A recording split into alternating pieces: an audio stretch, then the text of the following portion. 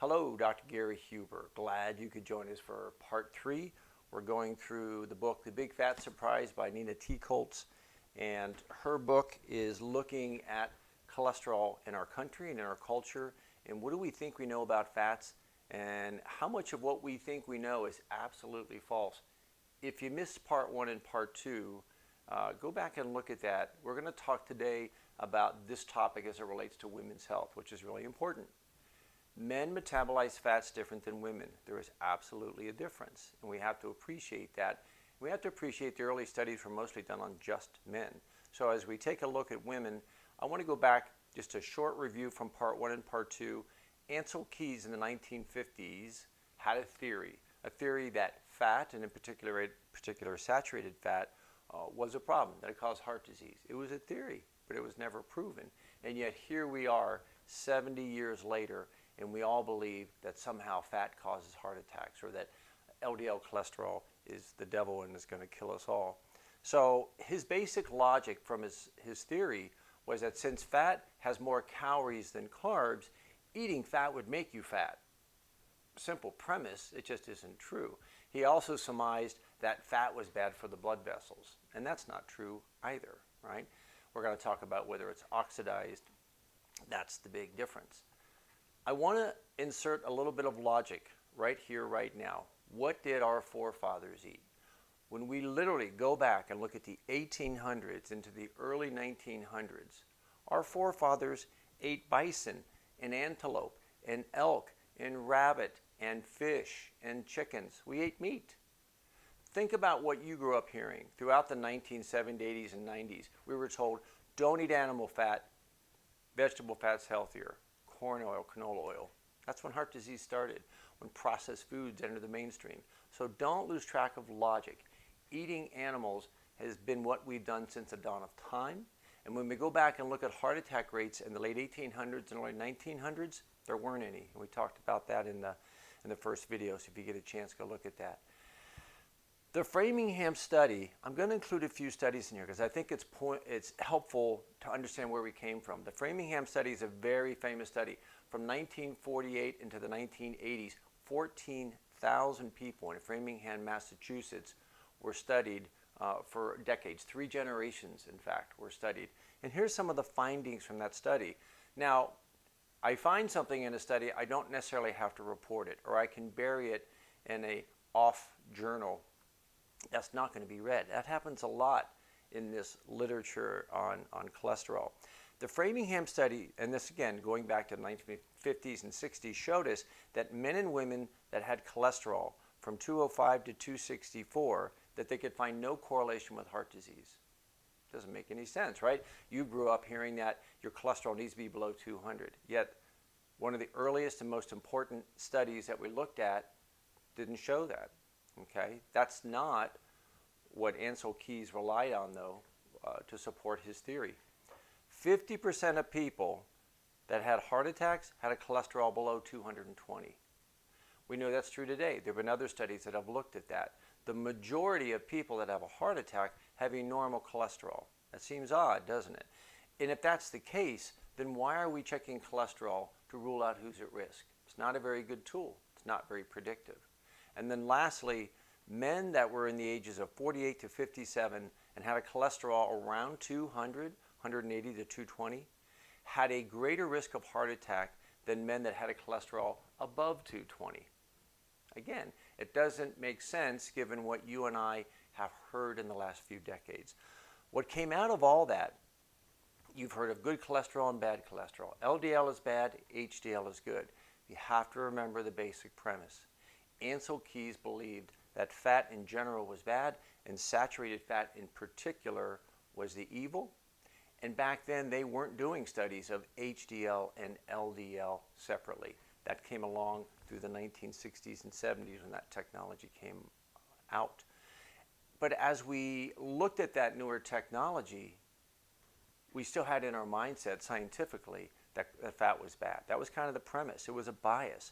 And we can absolutely say that HDL cholesterol is the good cholesterol. And it's amazing. In fact, what the studies have shown, it is the most important.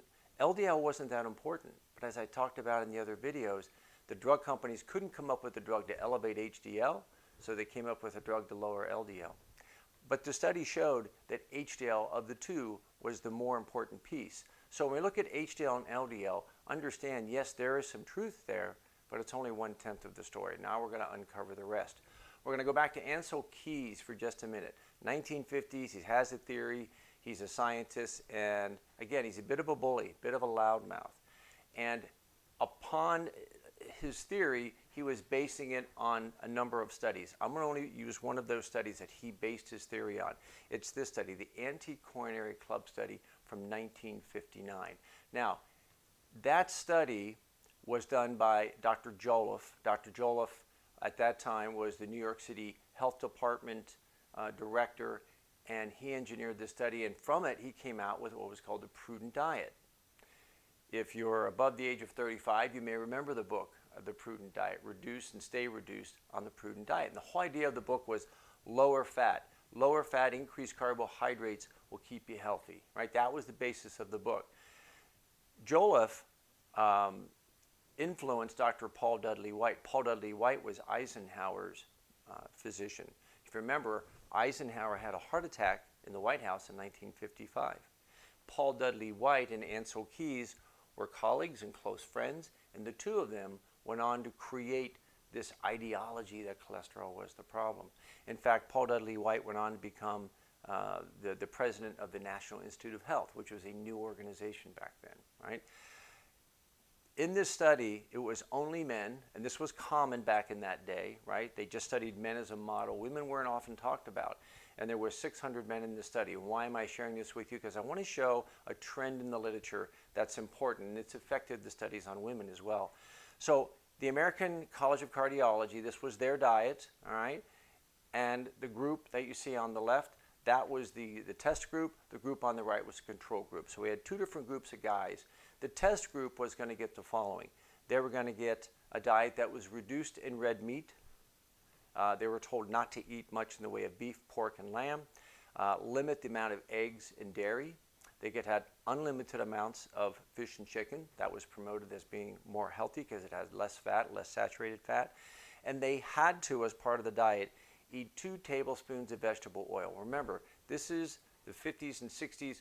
We're walking into vegetable oils and processed fats as becoming mainstream in our culture. Prior to this, they hadn't been at all. And their fat intake could only be 30%. The control group, by contrast, ate a typical diet where it was 40% fat, and they get unlimited meat, unlimited saturated fat. There was no restriction placed on them whatsoever. So what are the results, right? I'm very curious what happened to these guys.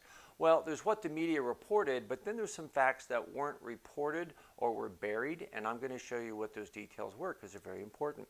So, first of all, they said, oh, this is an amazing success. We saw a drop in cholesterol. We saw blood pressure go down and weight go down. This is awesome. This is the cure for heart disease. And the summation in the media was that a diet low in saturated fat will protect you against heart disease. And that message gets iterated for the next several decades with other studies. Here's the hidden facts, though. There were 26 deaths in the prudent diet group, the group that was eating low fat, 26 deaths. Okay, well, there was only 6 deaths in the control group. They seemed to do better. How many heart attacks were those deaths? Well, in the prudent diet group, there were 8 deaths from a heart attack. How many guys in the control group had a heart attack? None. Smells a little fishy, doesn't it? In fact, Jolliffe himself died of a heart attack in 1961.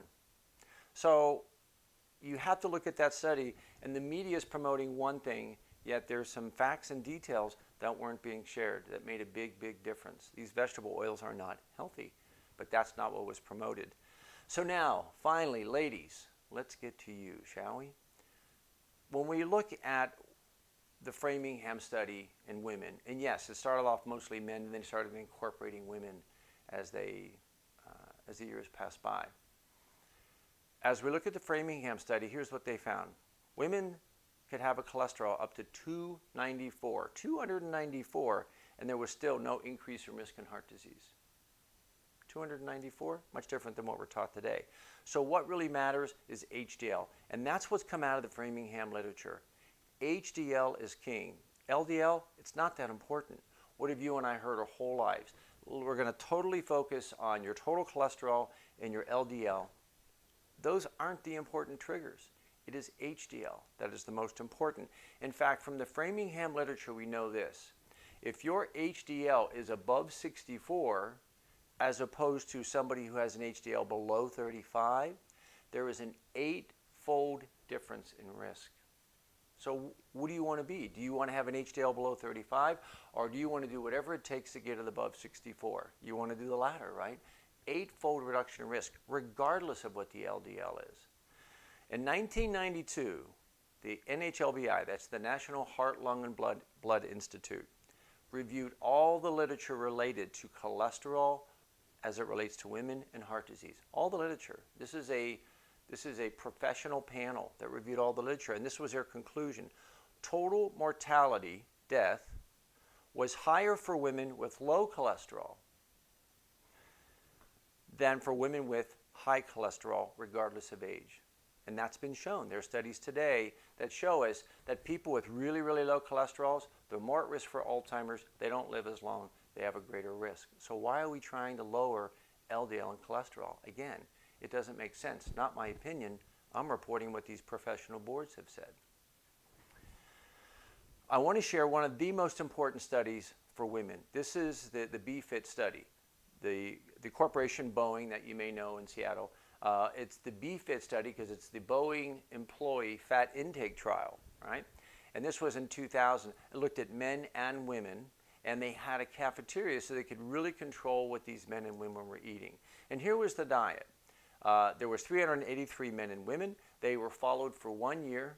They were put on the National Cholesterol Education panel had some guidelines on what they felt a low cholesterol diet should be, and they were put on those protocol. They were followed for a year. Their total fat intake had to be below 30%.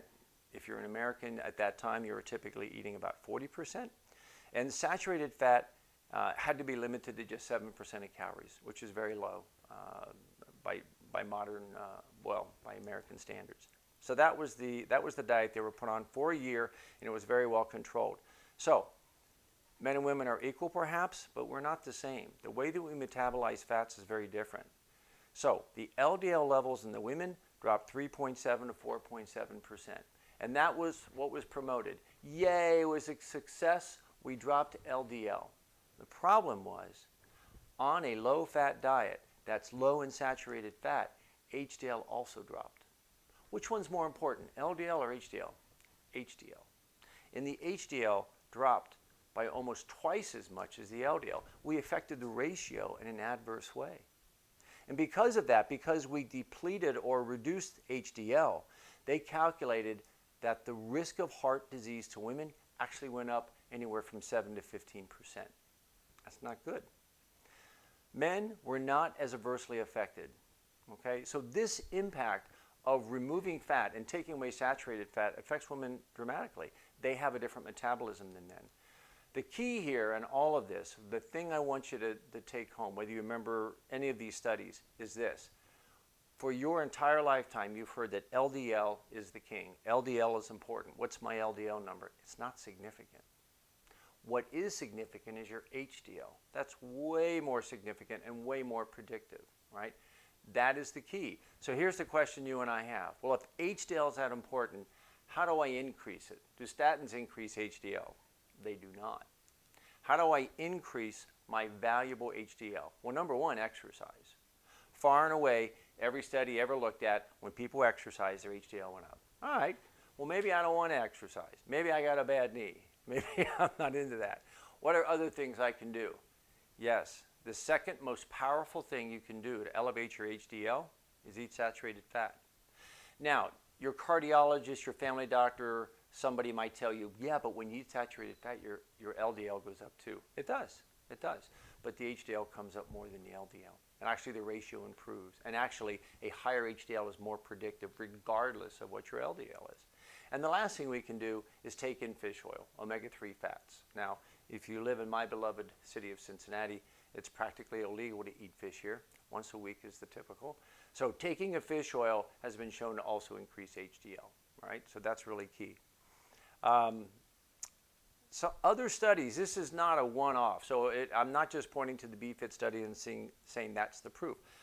Other studies, Stefanik in the New England Journal of Medicine, and other studies have found similar findings.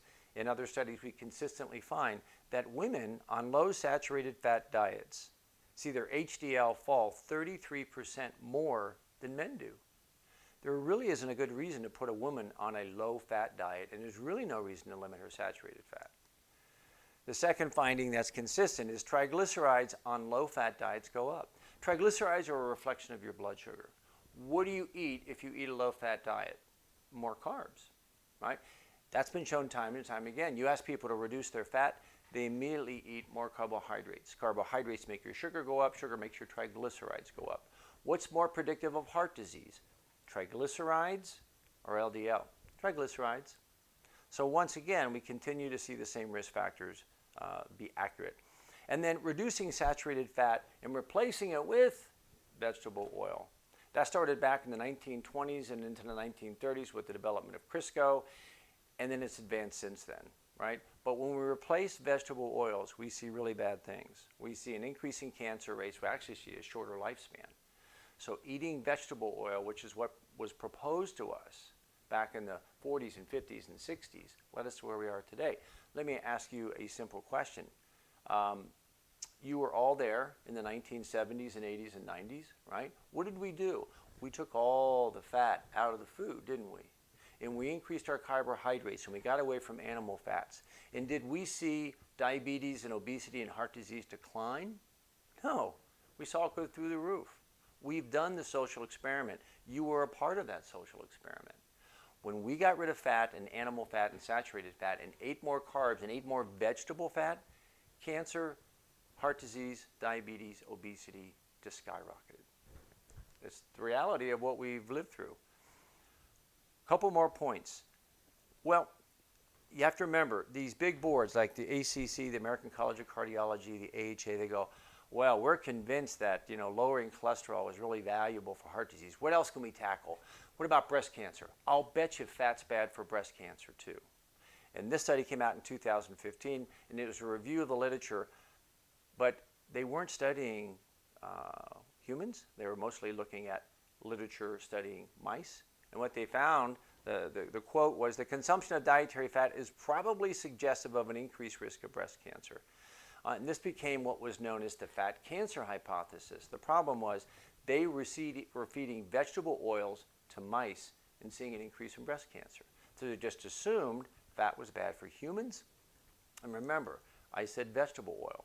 Well, that was an idea, but then Walter Willett, a well-known physician, dietitian out of Harvard, did this very large study, the Nurses' Health Study. 90,000 nurses were studied from 1976 for more than a decade. And here's what he found. Here's the results of the Women's Health Study.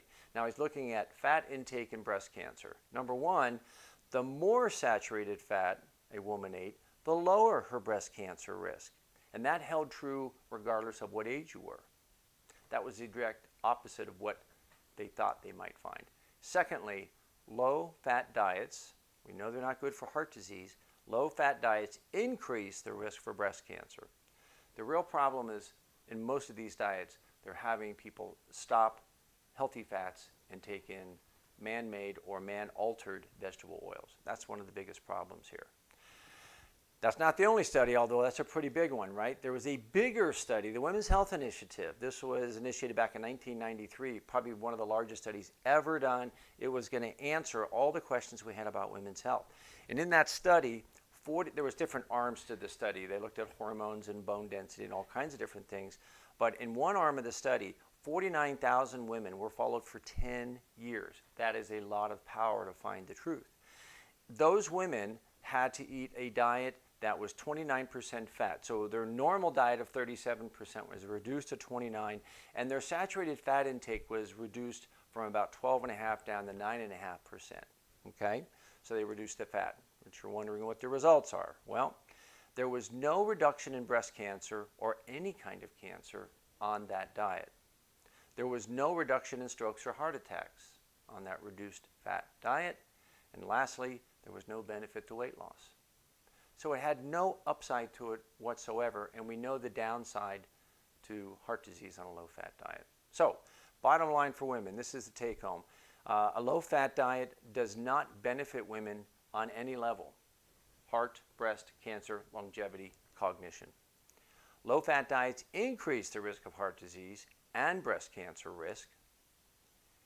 Eating more saturated fat, I know it goes counter to everything you've ever heard, promotes an elevated HDL, this thus reducing heart disease and breast cancer risk.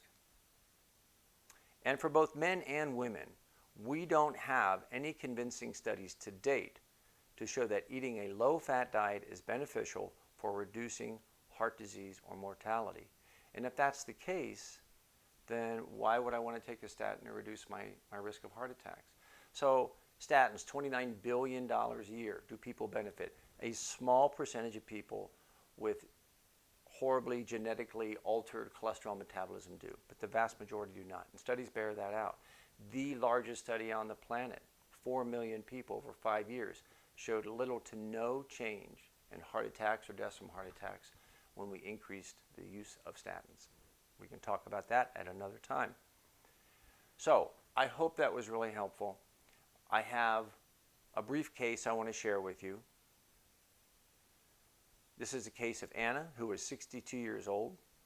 She comes in saying she wants to lose weight and she wants to feel less achy. She also had heartburn and was started on a ketogenic diet. So she went on a high-fat, low-carbohydrate diet. And by the way, not everybody needs or wants to do a ketogenic diet, but let me show you what happened when she did.